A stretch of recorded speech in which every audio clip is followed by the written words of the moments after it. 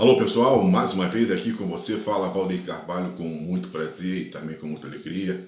Nós estamos aqui nesse momento ao vivo para falar um pouco sobre o futebol nas nossas redes sociais, falar sobre a segunda rodada do nosso Campeonato Brasileiro. Também tivemos aí jogos, né, polêmicos, tivemos decisões da arbitragem polêmica, jogos que realmente, né, deixaram torcidas tristes e outros jogos que também deixaram suas torcidas alegres. Mas nós vamos falar sobre o jogo do Palmeiras com o Sport de Recife. O Palmeiras venceu por 2-1, um jogo que foi bom, tecnicamente falando, bem disputado, bem decisivo.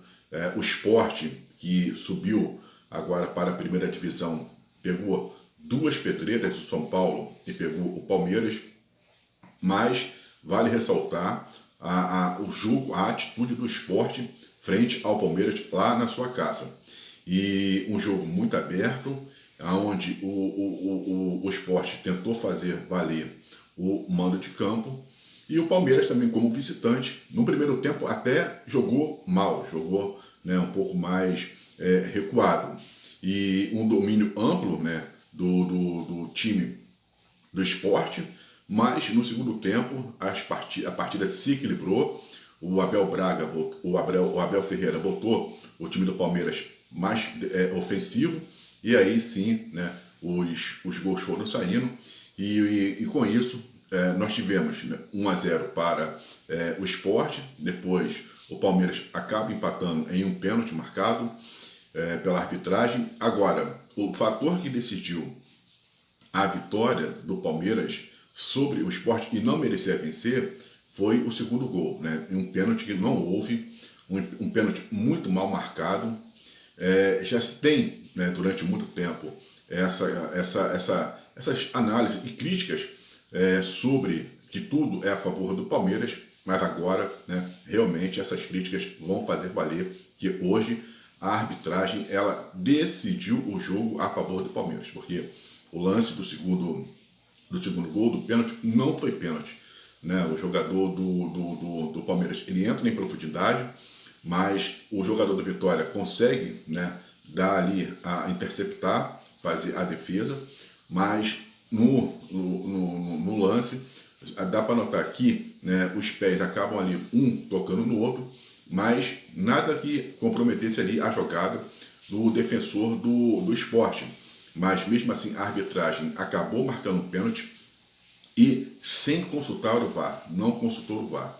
E aí os jogadores do Sport, né, reclamaram, a torcida reclamou com muita razão, por causa de que o jogo ou ele deveria de terminar em empate, né, ou também você deveria de ter, pelo que também o Sport propôs no primeiro tempo, uma vitória do Sport, né? Acho que o Palmeiras não merecia ganhar esse jogo. Tudo bem que o Abel Ferreira foi ousado, botou o time para frente, fez as substituições, tirou zagueiros e botou ali atacantes, realmente também teve coragem.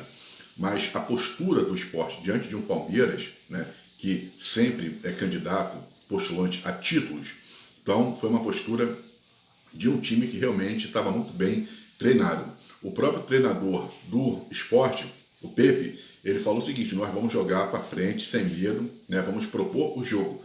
E realmente isso aconteceu. O Sport propôs o jogo, teve personalidade, enfrentou o Palmeiras de igual para igual, mas aí a arbitragem, mais uma vez, né, decidiu a favor do Palmeiras. Agora, é lógico que muitas críticas vão acontecer ao árbitro, isso aí já está acontecendo. Vale ressaltar também que a CBF tem uma parcela de culpa sobre as atuações dos árbitros, porque nós não temos, né, por parte da CBF, um apoio à entidade, né, que organiza aí a Federação da Arbitragem. Muitos desses árbitros eles fazem trabalhos extras, né, tiram do seu próprio bolso a questão de passagem, alimentação, não tem, né, um treinamento, e a CBF está nem aí, né? Arrecada milhões, milhões e milhões, mas não se preocupa com a arbitragem, não ajuda a arbitragem. Isso aí foi até um dos temas que o Ronaldo Fenômeno, quando ele tentou concorrer à presidência da CBF, ele também queria, né, chegar e mudar essa situação da arbitragem, da comissão de arbitragem. Mas aí, tanto as 27 federações como os clubes, tanto da Série A como da Série B, decidiram votar no Edinaldo Rodrigues e ele foi chapa única e acabou vencendo. Então, quer dizer, isso realmente foi ruim, porque agora, como que se vai reclamar, como que, né, já que a maioria, todos votaram no Edinaldo Rodrigues, então, e agora tem essa situação calamitosa que envolveu o jogo do Palmeiras com o Sport. Palmeiras 2-1 sobre o Sport de Recife, mas não merecia o resultado, né? Foi claramente ali, e o que foi mais assintoso foi o fato de o VAR, que com certeza analisou, revisou o lance, não chamou o árbitro para poder chegar ali, né, e rever o pênalti, né, rever o erro. O VAR consentiu, né, é muito estranho uma situação dessa, o VAR acabou consentindo com o erro dessa arbitragem. Falando também, o Flamengo venceu o Vitória por 2-1, Botafogo também venceu o seu jogo, né, contra o Juventude por 2-0, Botafogo que terminou muito mal o campeonato estadual, mas está muito bem no Campeonato Brasileiro, teve o início de temporada de 2025 ruim, mas agora no Campeonato Brasileiro realmente o Botafogo está se acertando. O Fluminense também venceu em sua estreia o Bragantino Red Bull na estreia do Renato Gaúcho como técnico por 2-1, e o Vasco foi o único carioca que perdeu, né? O único na rodada. O Vasco foi derrotado pelo Corinthians por 3-0 lá na Neoquímica Arena. Muito polêmico a decisão do treinador Fábio Carille, que acabou poupando 8 titulares, e com isso, né, o Vasco estava sem atitude, um Vasco perdido, o Vasco não estava propondo o jogo, e o Corinthians não teve, né, dificuldade para chegar logo e botar 3-0 no Vasco. Jogou com muita tranquilidade, com muita facilidade, teve campo para isso, né? Então, quer dizer, e um dos jogadores que são mais importantes do Vasco, que é o Verratti, nunca poderia ficar, né, num banco de reserva. E aí o Fábio Carille vem, né, com o argumento de que está poupando jogadores para o confronto na Copa Sul-Americana, que será em São Januário. Agora, realmente, o Vasco vai ter que vencer, né, esse compromisso dele na Copa Sul-Americana. Porque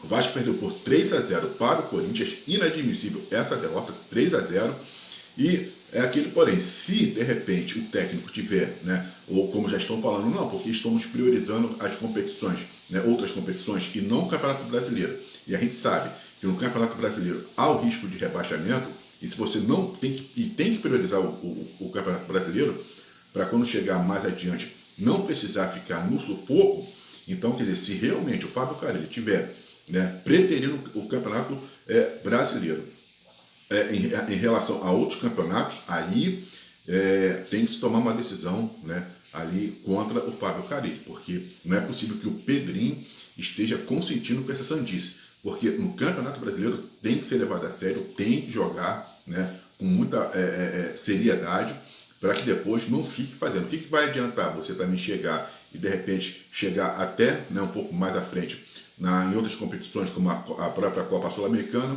e chegar no final do ano por rebaixado para a segunda divisão? Não existe isso, não existe.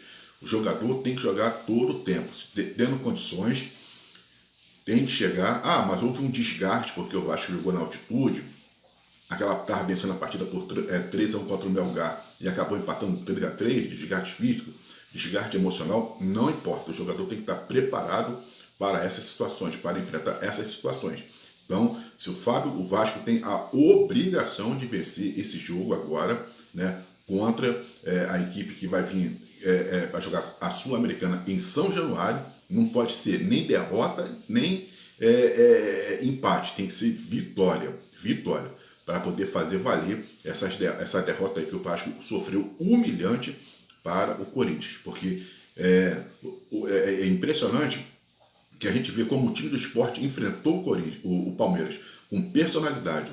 E o Vasco precisa de ter personalidade, coragem, vergonha na cara.